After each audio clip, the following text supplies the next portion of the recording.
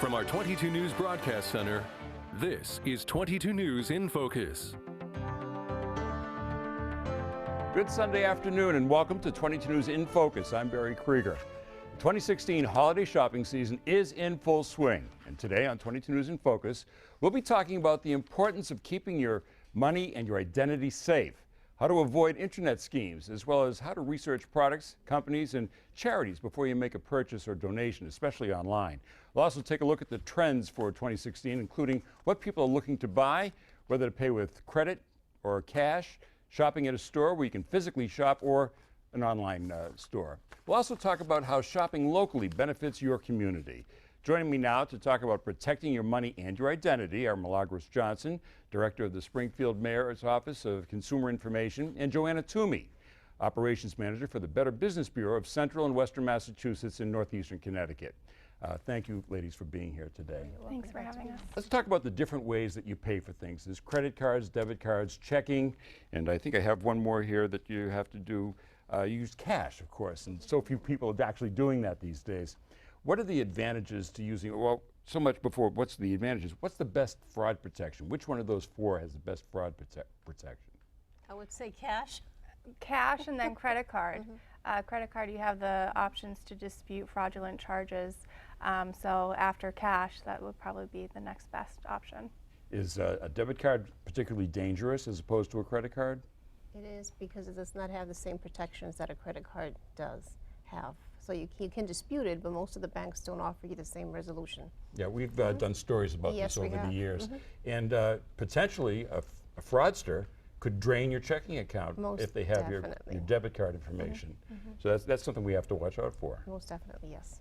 All right. And tell me a little bit about the process for dispute resolution when you go through a credit card company. How do you do that? How do you set that up? Well, I think there's probably various options. You can always call the number that's on the back of your credit card. That's always the safest way to do it. You know, it's the accurate number.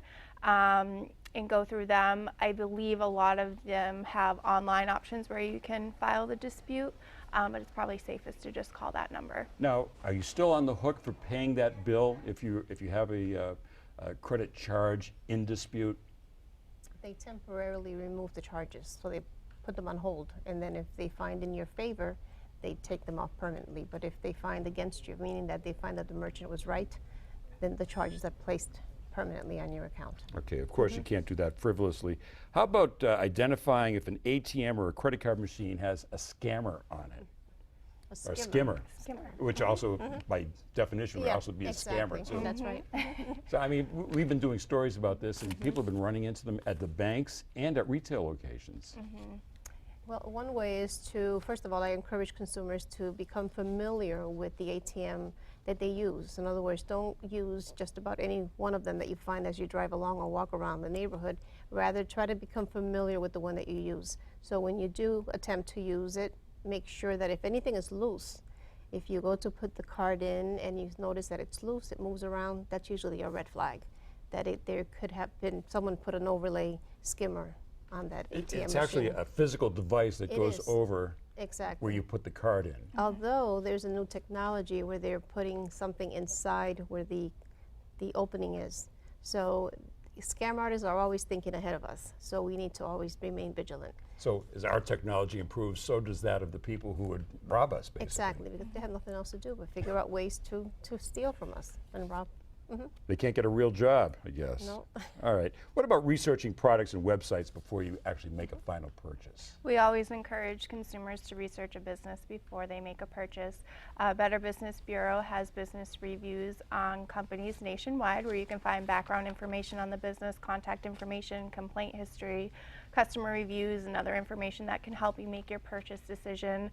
So it's good to do that background research and look around on the website. Make sure it looks, you know, up to date and that they have accurate contact information so you can reach out to them and have any questions you have about the business answered before you make that purchase. Would that be a service that the Better Business Bureau provides? I mean, you guys are doing some of that research all the time, right? We do research all the time. We try to keep our records up to date so consumers can call us or they can pull the business reviews up online on bbb.org. All right. And what about when you want to return something? we also have a responsibility ourselves as shoppers about knowing about this in advance. How do we do that? That's a very good question. Merchants are required to have their return policy, cancellation policy posted in the store in a clear and conspicuous manner. Just putting it on the receipt alone is not enough. That's not in compliance with the regulations. So it must be posted in the store so that the customer is aware of what the policy is before they make the purchase. Most merchants only include it on the receipt, of course. By the time you look at the receipt, you've already made the transaction. So it's a little bit too late. In Massachusetts, I'd say there's probably more compliance among retailers now about that particular requirement now. Is there not? Yes, there is. However, sometimes the small businesses don't comply because they're unaware of what obligations they have to the consumer. Would that be something that you could look up on the Better Business Bureau website about return policies and how good people are about honoring them? Not specifically on a business page, but we do always encourage consumers to check that return policy in the store, or if they're ordering online, check it on their website in their terms and conditions or their FAQ section. It should be somewhere on there. And then, of course, if there is a complaint where it's not posted or not visible, they could always come to us and we could try to help them resolve that issue. All right. And what would be the best way if you want to return something? What's the best way to have paid for it if you're going into a dispute or if you want to return something? Going back to your first question. Yeah, going back to my first question. Yes, I would Talk about definitely. returns now. Yes, I would use a credit card, because if the merchant wants to dispute your dispute, then if you have protections under the state regulations, the credit card regulations, then you very likely will get it resolved in your favor. And if you paid with cash, they can basically hold your cash hostage until you resolve your dispute. Yes. All right. What about layaway plans? A lot of people do this. I'm not really sure I understand what a layaway plan is. Can you help me out with that one? Well, typically for big purchase items, you want to have the store hold on to it for you, so you chip away at the payment slowly until you reach your final payment, and then the product is yours. So just be aware of the terms and conditions of that. If there's a time limit, you want to be aware of it so that you don't lose the deal or end up paying extra fees or anything like that. Do you lock in at a price or something? It seems like it's sort of a creative financing or something, or a 0% financing. You put in a deposit and then they hold on to it for you. And then you pay for it like while you're waiting for it, or do you pay for it once you pick it up? Well, I think it depends on the store's policy on that. Every store probably has a different arrangement, so you just want to be sure you're aware of what that arrangement is before you agree to it. One thing consumers should know, though, is if the item does go on sale below the price that you paid when you put the item on layaway, you need to let the merchant know that the item is on sale. Some of them honor it. Some of them require you to cancel the layaway and then repurchase it at the sale price. Again, so it all that's, depends. There's things that the consumer should do their research on. The responsibility on the shopper. Exactly. Because you have to follow that and make sure, well, the price went down on that. You've got to tell them because they're probably not going to tell you. No, they're not. All right. What's the difference between a warranty and a guarantee? Well, warranties guarantee the product for a specific amount of time. I think that's the major difference there. Guarantee could be more like a satisfaction guarantee. You're satisfied with the product. Satisfied with, or your money back or something like that. Yeah, so the warranty, I think, has more of a timeline on it. All right, and the guarantee, I got to think that probably also has a timeline on it as well. In some cases, if we're buying something. I almost want to say that the guarantee is more by the merchant and the warranty is by the manufacturer. Correct. There you go. All right, very good. How about budgeting? You kind of got to have a plan if you're going to go shopping. And you have to know how much you want to spend, or you probably should, I guess. Absolutely. Have a budget set aside. What am I going to spend? And shop around, comparison shop. We always encourage our consumers to comparison shop so you're getting the best deal. You can kind of compare products, prices, qualities of that product, and then make sure you're staying within your budget. Yeah, and you don't want to get overextended on your credit card, so you have to have a figure in mind before you get started, I guess. What about travel expenses, holiday meals? Is that all part of your budget? It should be. I mean, it's money that's coming out of your pocket eventually, whether you're using a credit card or you're using cash, it's money no matter what. So most definitely consumers need to add that up. Even the tolls, that's an expense. There So you if you're go. traveling to a different state or another city or town, there's a toll, you need to add that cost to your expense. All right, thank you very much. You're welcome. When we come back, we will talk about the advantages and the dangers of online shopping. You're watching 22 News in Focus.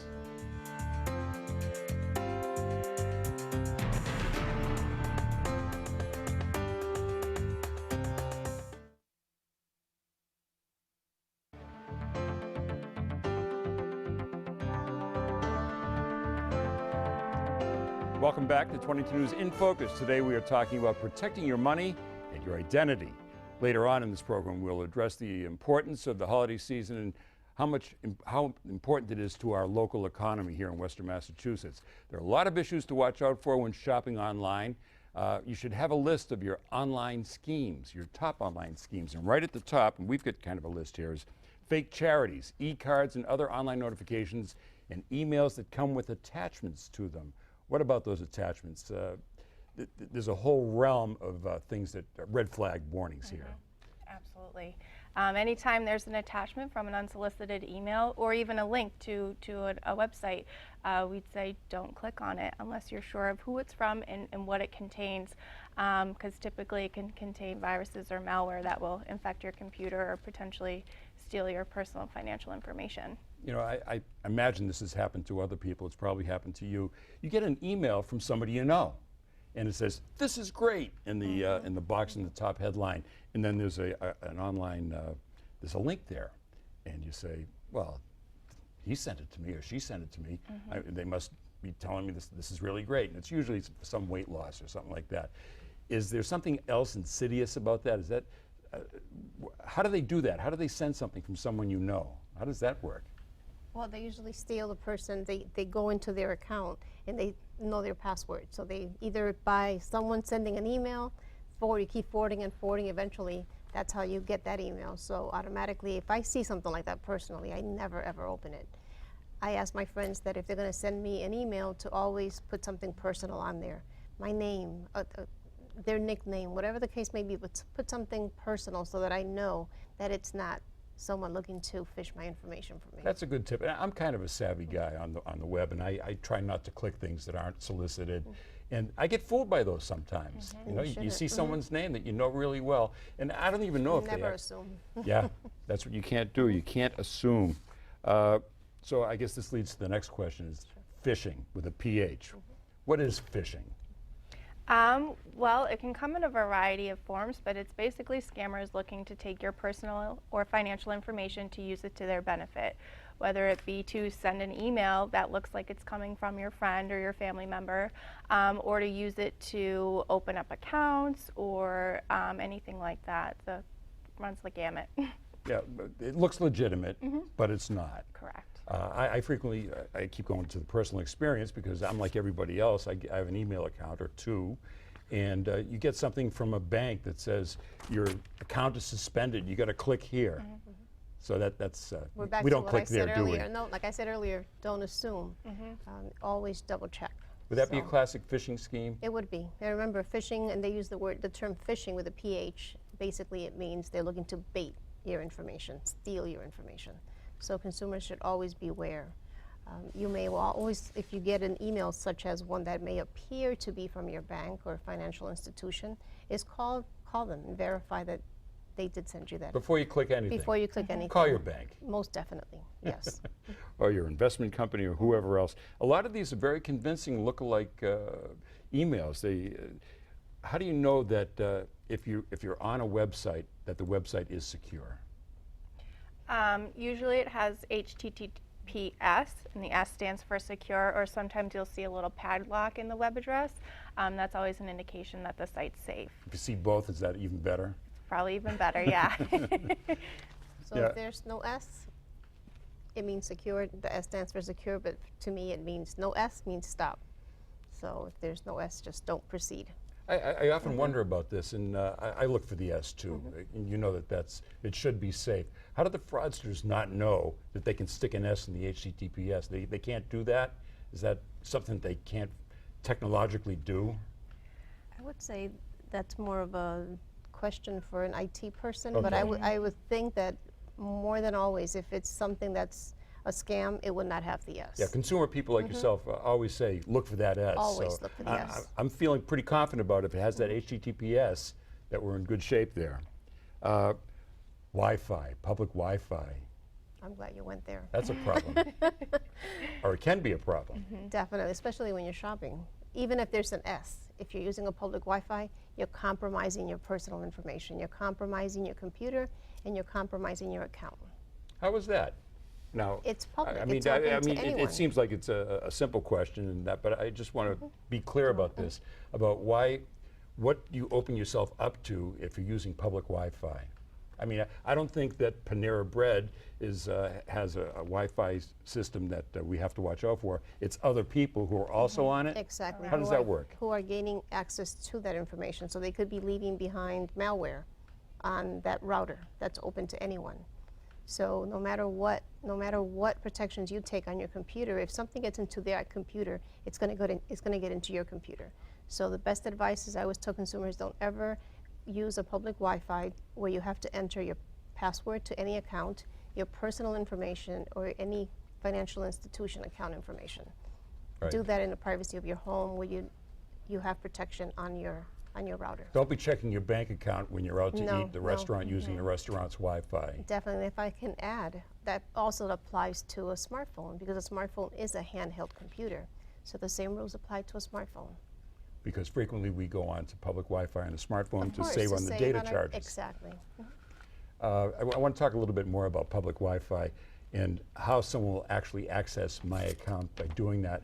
Now, they're not part of the Wi-Fi network. They are doing the same thing we are. They have proximity. Someone is nearby if there's someone with nefarious intent that they can somehow gain access to my computer by being on the same network at the same Right. time. They're intercepting, basically, is what they're doing. And the same thing goes if you have an unprotected router at home, they drive around neighborhoods. I don't know if you've ever done that, but I tried it once. I read an article, and a reporter said how he drove around a certain neighborhood looking for open Wi-Fis, and you'd be surprised how many homeowners do not have their routers protected. They didn't secure their routers. No, it's open to They use anyone. the password, which They- is password or something like that it comes with. And it's open, so anyone can use, I can park the car in front of their home and get into their computer if I was that savvy. This Or that malicious. These people. All right. What about antivirus software? How important is that? Very important. It keeps your information secure. It keeps your device secure. Always make sure you have up-to-date antivirus spyware, because if you do get one of those emails and click one of those links, you can always do the virus scan to make sure your computer's clean.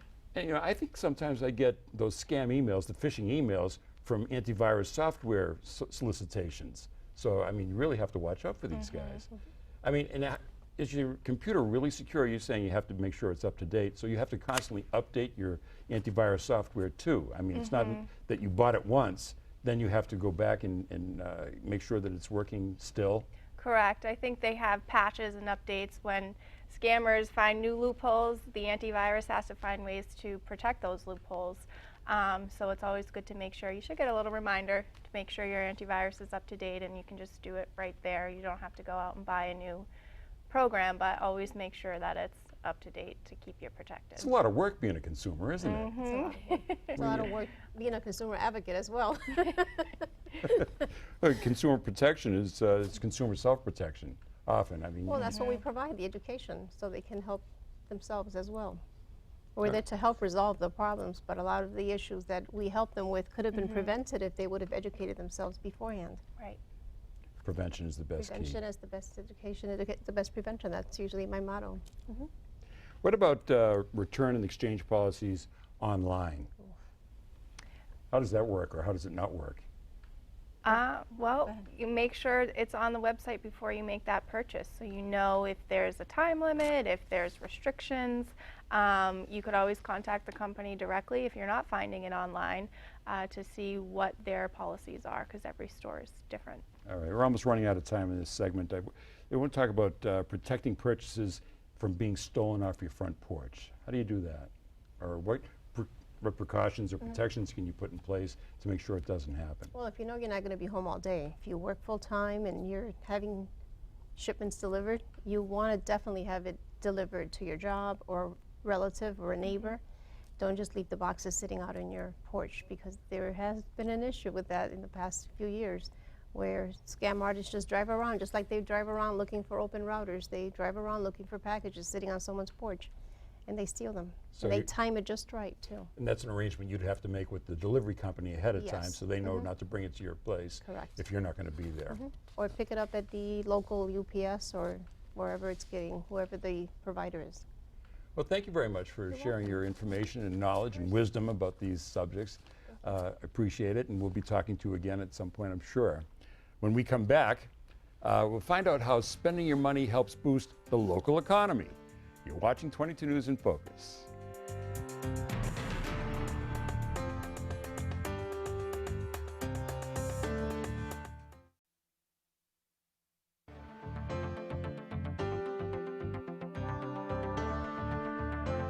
Welcome back. You're watching 22 News in Focus. Today we're talking about holiday shopping.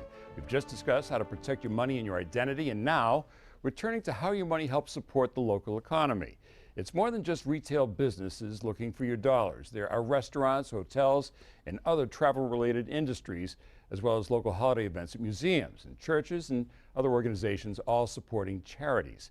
According to the National Retail Federation, 6 out of 10 Americans are expected to shop over the Thanksgiving weekend, both online and in stores. Joining me now to talk about the impact of the upcoming holidays to the local economy are George Morgado, Vice President of Bay State Rug and Flooring, Amy Kaolane, Executive Director of the Downtown Northampton Association, and Bill Rennie, the Vice President of the Retailers Association of Massachusetts. Thank you all for being here today. There is a lot of focus on Thanksgiving weekend being the official kickoff to the holiday shopping weekend. For many, for a long time we've had Black Friday. That's been around a while, and it's grown. It's taken on a life of its own. And now we have Cyber Monday as well, and more recently we have Small Business Saturday. How important is this end-of-the-year push to the bottom line of all these businesses, especially local businesses? I know for our downtown local economy, it's hugely important. In Northampton. In Northampton, exactly. They have a busy summer, and then things seem to quiet down, and they really count on consumers and local residents shopping locally to get them through this year-end push. It's critical. Right. George, you're in the carpeting business. How important is that? You're not really seasonal, are you? Well, we do have highs and lows in certain seasons. Usually the Thanksgiving rush is already up for us, but what we want people to think by the promotions that we run is to think of the small business, not just the big monsters that are in their face all the time at that moment on Friday and Monday and all this stuff. So small business is just something to keep in check, to say, hey, don't forget about us. We may be able to offer the same services. And Bill, you have sort of an over-encompassing view of this, being a member of the Retailers Association. How do you view the impact on the economy of this end-of-year push for business? Well, if you look at Black Friday, I mean, where did it get its name from? That's that historical point in the calendar when the retailer turns a profit, gets into the black, and hopefully has a successful holiday shopping season. Our members reported back in our survey they're expecting about a 3.9% increase in sales over last holiday season. So the view out there right now is optimistic. Well, that's good to hear. Are businesses maybe a little too dependent on this end-of-the-year push, I wonder? Bill? Well, I don't think they're I don't think they're solely dependent on it, but of course, it is the biggest shopping point of the year for most retailers. You do have other retailers that might be more seasonal and tend to do better in the spring or going into the fall, but it really is an important time, and the message that we're putting out there is to shop locally, shop here in Massachusetts, to buy it in Massachusetts, whether it's online or in a store. Visit your local retailer. Yeah, in Northampton, I know that they sort of talk of it as a boutique businesses. There's a lot of locally owned businesses in Northampton. Do you think there's maybe too much emphasis on this end of the year, or do you find them putting a lot of emphasis on this end of the year push? I don't think there's too much emphasis on the end of the year push. I think they have a cyclical business cycle where there are highs and lows during the year, but I think it's a chance for them to really knock this year out of the park with a strong holiday season, and they want to really put their best foot forward when they're trying to compete with these online businesses. Way to be positive. All Trying. Right. There you go. All right, Christmas is on a Sunday this year. So it kind of seems like you have an extra couple of days of shopping. You have Friday and Saturday just before Christmas. How are people going to get ready for that? Is there something special you're going to be doing this year? No, well, on our end, the holiday part, when it comes to Christmas, on the flooring end, we're pretty much, Christmas trees go up. Not a lot of people buying carpeting. Not a lot of people for a buying Christmas flooring. gift. So one thing Bay State will do is we'll be driven on the account and our, any charities or anything that we can support through the season to get people through Christmas and the holidays, and just make sure that our team is strongly supported. What do you think about this Friday, Saturday, just before Christmas Sunday effect this year? Do you think that's going to have a lot of impact? You mentioned that you expect about a 4% increase in holiday shopping this year. Does that factor into it? The calendar always has a big impact on the holiday sales season. And you'd like to have that extra weekend when you have Christmas on a Monday or a Tuesday. It gives you the extra strong weekend right before. But it will have an impact because typically the Saturday before Christmas is going to be the strongest day of the year. And whereas now that's Christmas Eve, a lot of folks will be closing up about 6 o'clock. It does have an impact. What about Northampton? You just brought that up. That's interesting. Saturday is Christmas Eve. Right. And I remember on Christmas Eve, some stores would be open until 6 o'clock, 7 o'clock. Some of the bigger boxes even later than that. Do you know if there's a push in Northampton for a later closing time on Christmas Eve, Saturday before Christmas? I know that there's a push to encourage shopping that whole day. It's one of our free parking days downtown, and I know that the businesses are expected to do their regular hours. I don't know of anybody in particular who's targeted that day for a late close. It's good to know that they're going to be working the regular hours, though. They're absolutely. You right. couldn't close early the day before Christmas on a Saturday. What would they be thinking? That's right. There's all these last-minute people. We know who they are. All right. Well, how can the local smaller businesses compete with the big boxes? George, I would think this really applies to you because the big boxes do offer a lot of the things that you sell on a local level. Only thing we offer is, being smaller, we focus on service. Service is a huge aspect, and when you're looking at the big monsters, you're a number. It's routine. Where we really care and we're very passionate over our consumers. So, our customers are important. They almost become family. So we try to service them to that extreme, so that way they're very satisfied. What do you think about that aspect, competing with the big boxes? I think George hit the nail right on the head. I mean, small businesses survive on their reputation and on service. Often they know their customers. They know their customers by name.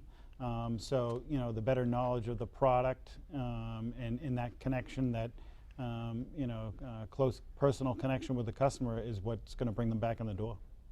And Amy, I would think in Northampton, Northampton is kind of the anti-big box. Absolutely. It really is. So, I mean, a lot of what they're saying really holds true. I would echo much of what they said, in particular this idea of treating your customers as family. We have a lot of longtime business owners who live in the community and who do have family that shop there, or neighbors or friends and classmates, and that's really important. And I would also add that in addition to providing great service, our stores focus on unique items.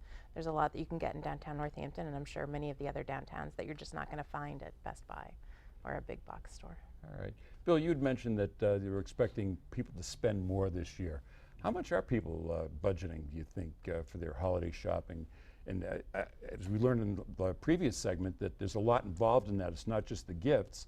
There's a lot of the ancillary things, travel and meals and stuff like that. What do the retailers expect people to spend this year? Yeah, so I mentioned that the 3.9% sales projected increase that we're looking for here is typically, we usually run a little bit above the nation. The national projections around 3.6. Last year we were at 4.7, when the nation was down in the 3s. So we tend to be a little bit more positive and optimistic here. And I think consumers, they're going to have a good handle on their money. They're using debit cards and credit cards at a roughly 60% clip, as opposed to credit cards on under 39% now. So they're tracking their spending, and hopefully they'll have a little bit extra left over in the end to make that extra purchase. All right, there's a lot of targeting going on. We are talking about the impact on the local economy and shopping locally. We'll continue our conversation when we return. You're watching 22 News in Focus.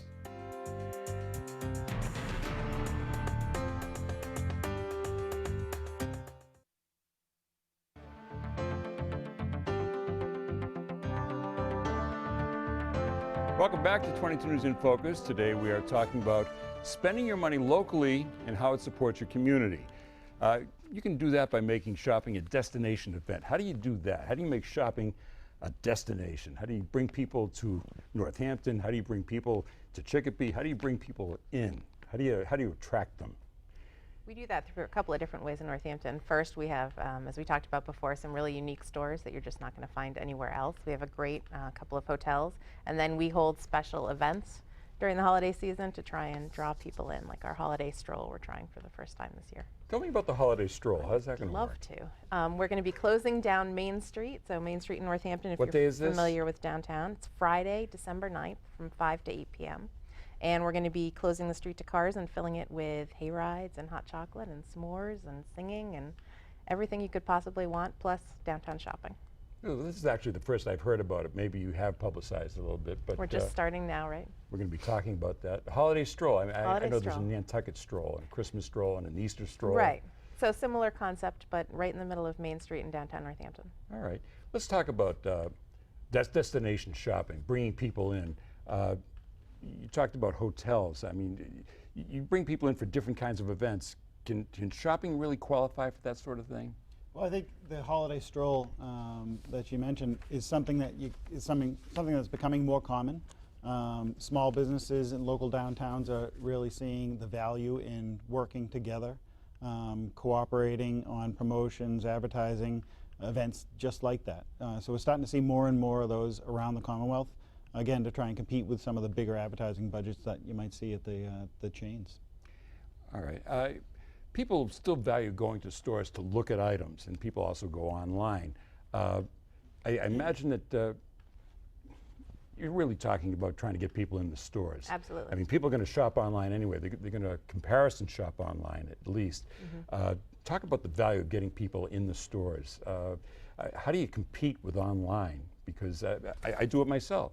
You see something and then you say, well, what can I pay for it if I factor in the shipping and buy it online? Sure. So I how do think it's the we whole make up for that? I think it's the experience of shopping in the store, in addition to just seeing that actual item in your hand and feeling whether it's a quality item and whether it's really what it is that you want to purchase. There's the experience of seeing the rest of the items in the store, of talking to the store owner, of getting to know them as a person in their store, and that for me is what does it. And George, this goes back to what you were talking about, the relationship you have with your customers, and your product in particular, carpeting and flooring. This is something people do have to touch. Yeah, you do have to touch, you have to feel it, but not even that, even outside of the flooring end of it, I think what you're going to get is a lot of product knowledge. And you're going to get knowledge that internet and websites don't give you. I mean, there's a lot of information and detail into any products that people really should know. And really, does it fit their needs? Does it really fit what they're looking to spend? And will it really last as long as they expect it to? So I think a lot of that is very important, that the small business or getting them in the store is going to get that more, relationship, really caring about the consumer and giving them all the information that we possibly can to make sure they're making the right decision. Bill, I would think that you would echo this sort of a concept for retailers in general. Not so much the big box stores, but for the boutique stores and the locally owned businesses. Sure. Yeah, we started a campaign last year around a hashtag, Twitter hashtag, #BuyInMA, buy in mass. And we're going to continue that again this year to try and remind folks to buy products locally here in the Commonwealth and to shop like jobs depend on it, because they do. These folks in your local merchants, they're the ones who support the local sports teams, support the local charities, and they're your family, your neighbors who work there. All right. What about coupons and special discounts and special shopping events? Is there a big push for this? Coupons in particular. People look online for coupons that they can shop in the local stores. Sure. Is this something that you participate in Northampton and Chicopee and retailers in general? We have events in Northampton, so we had fairly recently Bag Day, where you brought in a special bag and then you were given 20% off an item or 20% off your purchase, depending on the store. I don't see our downtown retailers using coupons as much as I do those types of event discounts. It's interesting that you're bringing up these different concepts that Northampton retailers are using. There could be retailers at home that are writing down notes and saying, "Oh, this is a good idea. Sure. Let's have a stroll. Let's stage an event." This is something that retailers are doing. It is, and it's an important development that small businesses need to pay close attention to, because every consumer is in the store and they're looking at their phone, they're comparison shopping right there in your aisles. So the ability to know your customer, or maybe to deliver a coupon online, or by text right to their phone, it becomes increasingly important, and it's one more way that you'll be able to compete. Are you seeing any particular trends for shopping, what people are looking for in 2016 or this holiday season in particular? Anyone? I mean, in our industry, we're very designer driven. So you're starting to see the next generation wanting to be different. They're not buying the same stuff that our parents or the other generation bought. They're trying to do stuff that are different, and we're trying to adjust to all that. Can you give me an example of what that might be? We'll just stay one quick product, like hardwood floors. Everyone back in the day used to do the 3 1/4 wide, 2 1/4 wide, red oak natural. You'd see it in 90% of the homes. And today, everyone wants the wide boards, wire brushed, different looks, completely the opposite of what their parents all did in their home. So, and they're trying to just create that different vision, that different look, and put a signature on their own pieces. What kind of trends are you seeing, Bill? Well, again, the number one gift is going to be a gift card. Folks are increasingly turning to gift cards as an option. But gift cards, clothing, always very popular, clothing and accessories. And then for toys, Barbie is back on #1 for girls. Barbie's back. She was #1 last year. She's #1 again this year. Legos #1 on the boys list. Of course, Star Wars toys as well. But yeah, the dolls never seem to fall far from the top. It's interesting that you say gift cards, because they're always the right color, always the right size, no matter what, right? Yeah. How about Northampton? Is there a trend that you've noticed there? The trend that I'm noticing there, rather than a particular item, is this desire to have your purchase give something back. So a lot of the downtown stores are doing something where you buy an item and 10% of your purchase price goes to a local charity or a local nonprofit. A lot of the stores downtown are doing that in an attempt to get people to feel good while they're also doing their Christmas How do they shopping. let people know that they're doing that? Social media, far and away, and then signs in their stores. They get on Facebook, they get on Twitter. Sure, Instagram, all These of that. hashtags. Right. All right. Do you see indications the local economy is recovering from the recession? Are people spending, do you think? My sense is in Northampton that they are. We just had a couple of very busy shopping weekends over the past 2 weeks. The store owners seem to be busy all the time. It's difficult to find a parking spot downtown, which is always a good indicator that the stores are full and the restaurants are packed. Yeah. Yeah, I mean, when you look at consumer confidence numbers locally here are stable, they're high. Gas prices are low. All these tend to point towards, a confident consumer that has the ability to go out there and spend a little bit more this holiday season. All right. Good to know, and it's good that people are actually out there spending. As you said, they're expecting people to spend more this year. That's good to know. All right, after a short break, we'll continue our discussion. You're watching 22 News in Focus.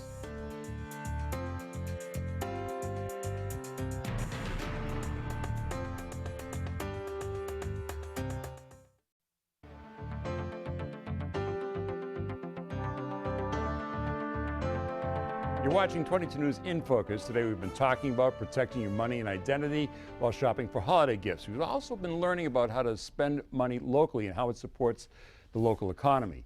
As we touched on earlier, it's not just retailers that benefit from holiday stores. Grocery stores, restaurants, hotels, and travel-related businesses are all affected. So I want to know what marketing strategies that you're planning to get people in the region to shop. And I was thinking just a little while ago, they chopped down this huge tree in upstate New York and they brought it down to Rockefeller Center in New York. And that's sort of the centerpiece of holiday shopping in New York City. That's the epicenter of the shopping universe, is New York City, although we have our own little epicenter here in Western Massachusetts. How big of a role do holiday decorations play in getting people in the mood and getting people to spend money on holiday stuff? Bill, I think that might be something that you'd want to approach. I think, and oftentimes you hear people complain a little bit about, I can't believe the holiday decorations are already up in the stores, but that's exactly what it's designed to do, to get people thinking about shopping, to get people thinking about the holidays. If you look at some of the national surveys, 41% of consumers started their holiday shopping in October. So folks are shopping early. They're taking advantage of big discounts, maybe different promotions that are meant to just bring them in the store early and capture that shopper, and try and get them back again later in the season. Yeah, we always know those people who don't procrastinate, and you say there's 40%. I think that's a big number, frankly, people who get their shopping done early. What about Northampton? Is there a big push to get people in the feel of the holiday? Absolutely. Once that time change happens and it starts getting dark earlier in the afternoon, it's a little bit sad to walk around when the holiday lights aren't up, and they make a huge difference and a huge presence in getting people to stay on the sidewalks longer and to feel like it's time to do their holiday shopping. George, we were talking during the break, the seasonal decorations actually affect even your business, carpeting and flooring as well. Yeah, and a lot of it is just to get their homes ready for their guests and their people to come, their dining rooms, their area rugs, all that is very important. That brings a little warmth and everything to the home. And some of them are just signature pieces that they put down, area rugs that have Christmas themes and certain other themes that they have throughout their home. So. And I see that. I know people that they have very definite times when they set aside a weekend to change over the house.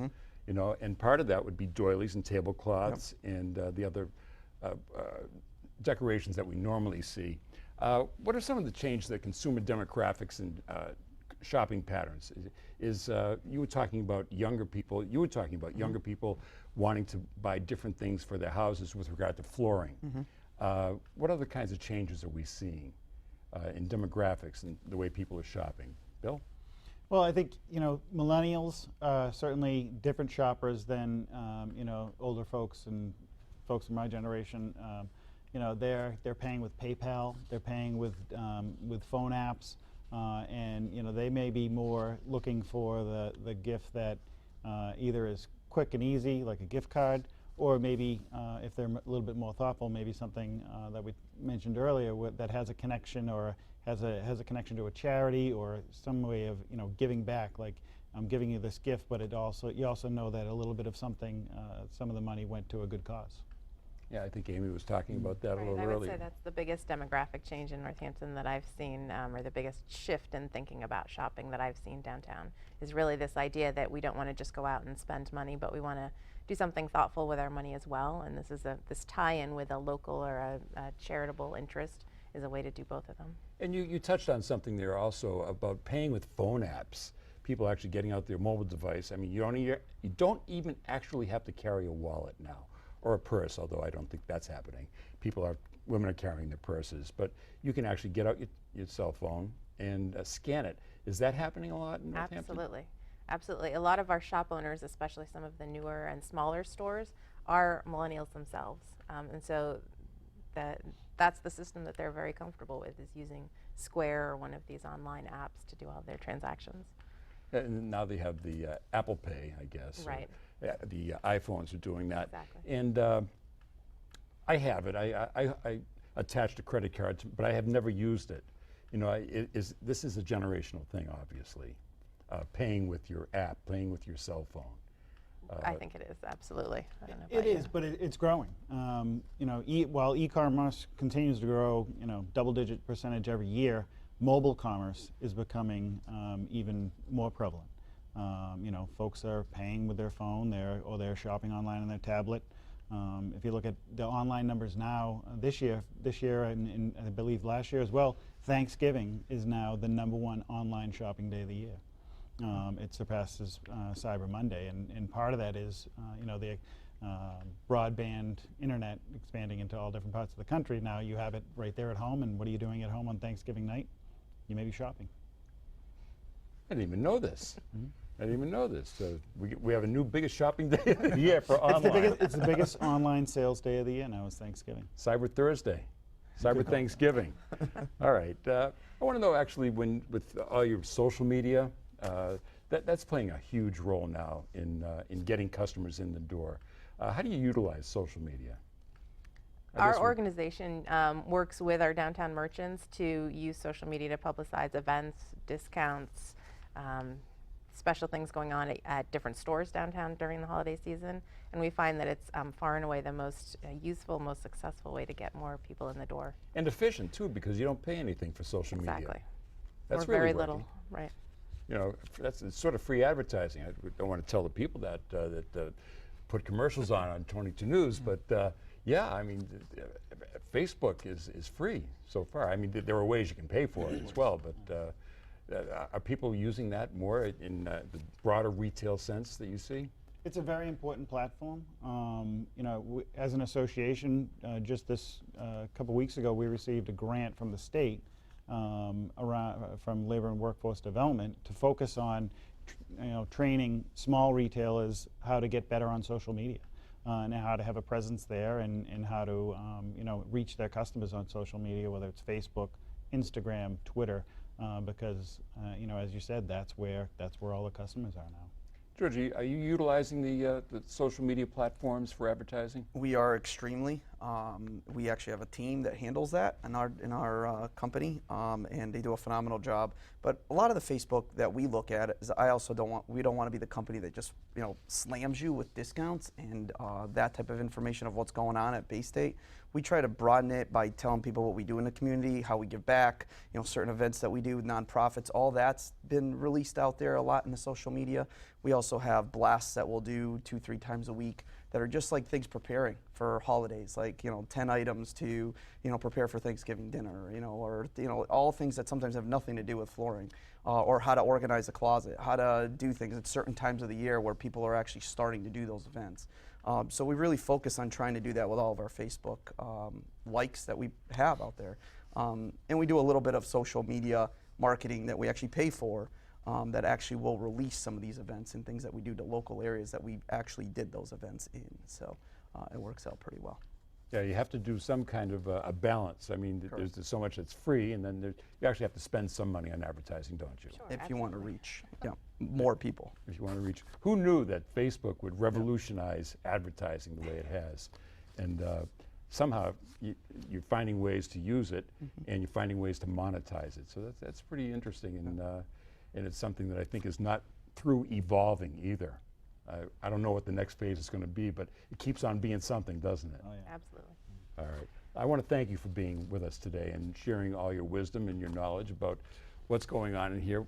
We will have a last word for you right after the break. You're watching 22 News in Focus.